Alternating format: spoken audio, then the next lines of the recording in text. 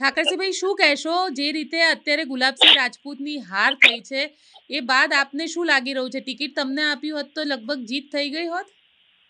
અને એવું નથી, હાર ના કહેવાય. જે આખી સરકાર હતી ને માત્ર 2300 વોટોથી હવે થોડા હારું નજીવી સરસાઈથી રહી ગયા છે. તો તમને શું લાગે છે કયા ફેક્ટર એવા છે જેના કારણે ગુલાબસિંહ ન જીતી શક્યા? અને 16 રાઉન્ડ સુધી તો ફેક્ટર નહીં, અમને પ્રજાએ ખૂબ વોટ આપ્યા છે, પણ બાબર વિસ્તારમાં જાતિવાદી રાજકારણના કારણે ક્યાંક અમને 2100-2300 વોટથી પાછળ રહી ગયા. બાકી લોકોએ ઢગલાબંધ વોટ આપ્યા છે. પણ આવી જ રીતે લોકસભામાં બી 3500 વોટથી જ તમે પાછળ રહી ગયા હતા. 1600 થી પાછળ હતા અમે. હા, તો 1600 અને આ વખતે 2200 વોટ. એટલે એ ક્યાંક કરતા થશે તો અમે સુધારવા માટેનો પ્રયત્ન કરશું.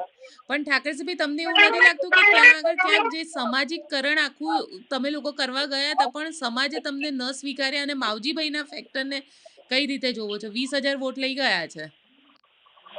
એમને માવજીભાઈને પણ જે અપેક્ષા હતી એટલા વોટ ન મળ્યા.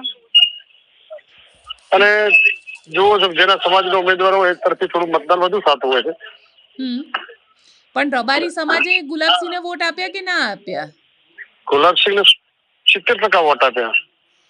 પણ કારણ કે રબારી સમાજ તો બંને બાજુ ડિવાઇડેડ રહે છે અને સંમેલન પણ થયું હતું ત્યાં. ના એવું કશું નથી. 70% કેટલા વોટ મળ્યા છે તો બૂથોના આંકડા બોલતા હોય ને. અને તમને એવું લાગે છે હવે શું? કારણ કે ગેનીબેનના વટનો સવાલ હતો ને તમે જ કહેતા હતા કે ગેનીબેનનો વટ રહેશે. આપણે હવે તો લોકશાહી છે. લોકશાહીમાં લોકો જે જનાધાર આપે એને સ્વીકારવો પડે. અને એક વસ્તુ છે કે હાર જ નથી. 2300 વોટ એટલે નજીવી બાબત કરી. ગુજરાત સરકારના સીએમ થી મળીને આખી સરકાર હોય અને છતાં 2300 વોટના નજીવા સરસાઈથી અમે હાર્યા છીએ. પણ તમને લાગે છે જો તમે લડ્યા હોત ચૂંટણી તો જીતી જાત?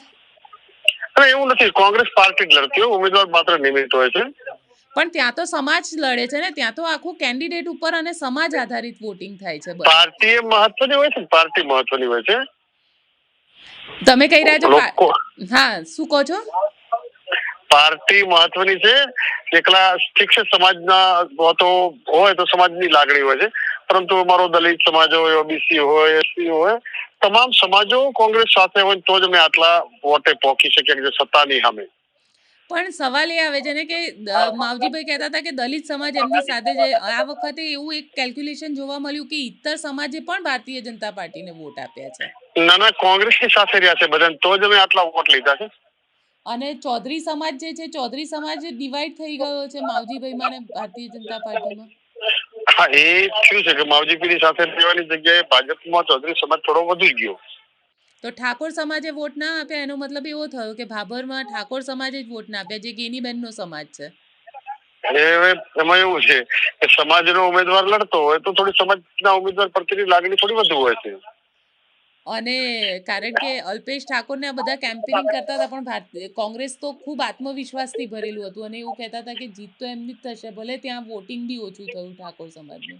અમને પણ વિશ્વાસ હતો કે અમે 100% જીતશું, પરંતુ હવે ક્યાંક 2100-2300 એક બહુ હાર ના કહી શકાય.